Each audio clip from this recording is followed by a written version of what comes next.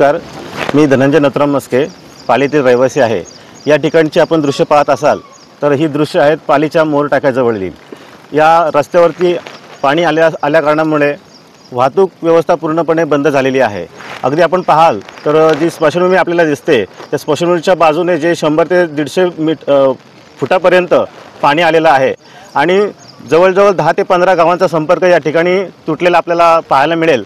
आणि जे नोकरदार वर्ग जे आहे ते सर्व कंपन्यांमध्ये अगदी टॉपवर्कपासून सनशील्ड एसआय या अनेक विभागातील लोक जे जाणारे आहेत ती पहाटे 5 वाजल्यापासून या ठिकाणी खोळंबलेली आहेत आणि सर्वजण या ठिकाणी उभे आहेत, पाणी ओसरण्याची वाट पाहत आहेत। परंतु बराच वेळ झाला पाणी पाण्याची पातळी काय कमी होत नाही आहे।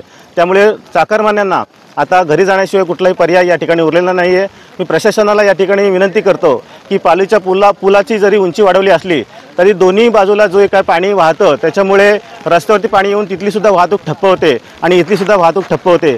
म्हणजेच पाली शहराला जी जोडलेली गावं आहेत या दोन्ही बाजूला येणाऱ्या पाण्यामुळं ही जनजीवन जे आहे हे जे संपर्क आहे हा पाली शहराला तुटतो। या ठिकाणी शासनाला नम्र विनंती करतो की यावर्षीपासून हा आपण अभ्यास करून पुढील वर्षी ह्या पूरसाठी उपाययोजना करावी एवढी शासनाने दखल घ्यावी ही विनंती। रात्रभर पाऊस पडते आणि इथले चारही रस्ते असे बंद असतात दरवेळेला पावसामध्ये।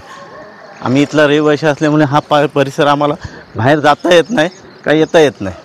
हा आमचा पाली खोपोली रोड पूर्णपणे पावसाळी दरवर्षी अशाच परिस्थितीत बंद असतो।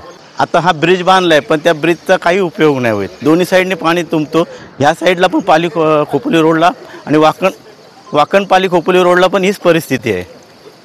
वाकण ते पाली, पाली ते खोपोली ह्या दोन्ही साईडने अशी परिस्थिती उद्भवते। दरवेळेला हा प्रॉब्लेम झालेला आहे। मी नाना शिंदे पाली येथील रहिवासी आहे।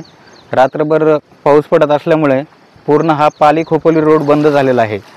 आम्ही कंपनीचे कामगार आहोत। आता कंपनीची बस इथं थांबलेली आहे।